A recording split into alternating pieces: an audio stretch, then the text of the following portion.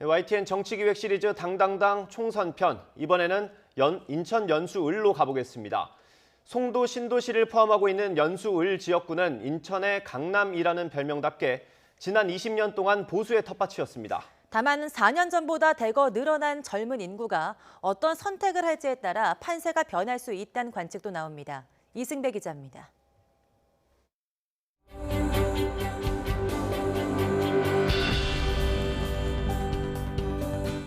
갯벌과 바다를 메워 만든 해상도시는 지난 20년 사이 몰라보게 달라졌습니다.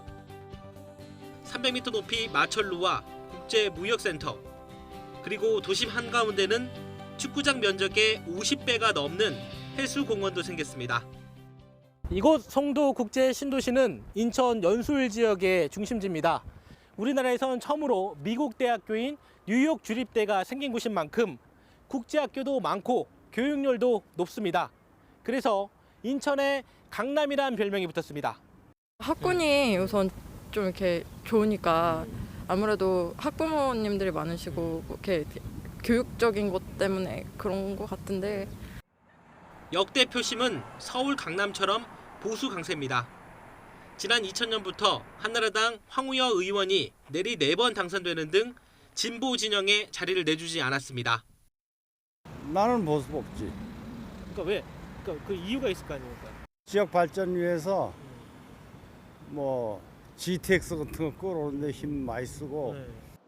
그런데 지난 2016년 총선부터 일부 균열이 감지되고 있습니다.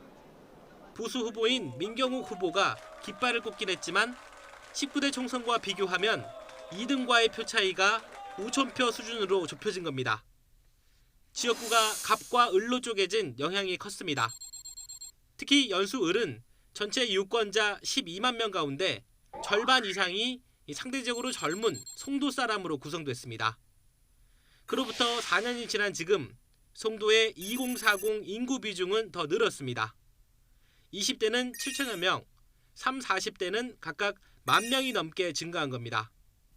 진보 진영 후보들이 이 지역에 공들이는 이유가 바로 여기에 있습니다. 보수 성향의 그런 어떤 어르신들이나 좀 연세 드신 분들이 좀 이쪽에 많이 있었다면 이제 좀 세대 교체가 좀 돼가는 그런 상황이고, 젊은 신세대 이제 그런 그 부부들이 좀 많이 이렇게 유입이 되다 보니까 좀 앞으로는 좀 많은 변화가 있을 것 같긴 한데. 신도시인 만큼 가장 큰 이슈는 교통과 교육, 나아가 집값입니다. 비싸지만 사서 나중에 올 걸 생각해서 이제 투자한다는 개념으로 실거주 할 거니까 그냥 장기 보유할 거 생각하고 왔는데 생각보다 큰 돈을 들여서 왔는데. 연수을에는 화려한 송도 신도시만 있는 게 아닙니다. 여기 있는 다리 하나만 건너면 마주하고 있는 원도심은 분위기가 전혀 다릅니다. 특히 이곳 옥년 일동은 박근혜 전 대통령 탄핵 뒤 지난 대선과 지방선거 때에도 구도심의 다른 지역과 비교해도 보수표가 많았습니다.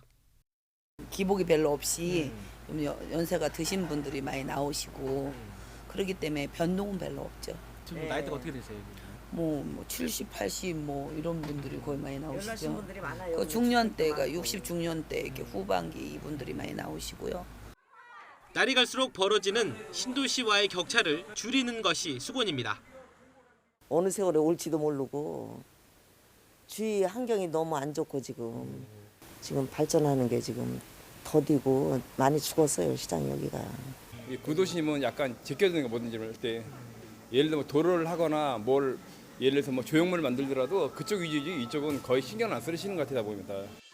신도시가 영역을 넓혀가면서 인천 연수을의 정치 지형도 꿈틀대고 있습니다. 상대적 박탈감이 큰 구도심과 더 변화하려는 신도시의 서로 다른 이해관계가 이번 선거를 통해 어떻게 표출될지 선택의 시간이 다가오고 있습니다. YTN 이승배입니다.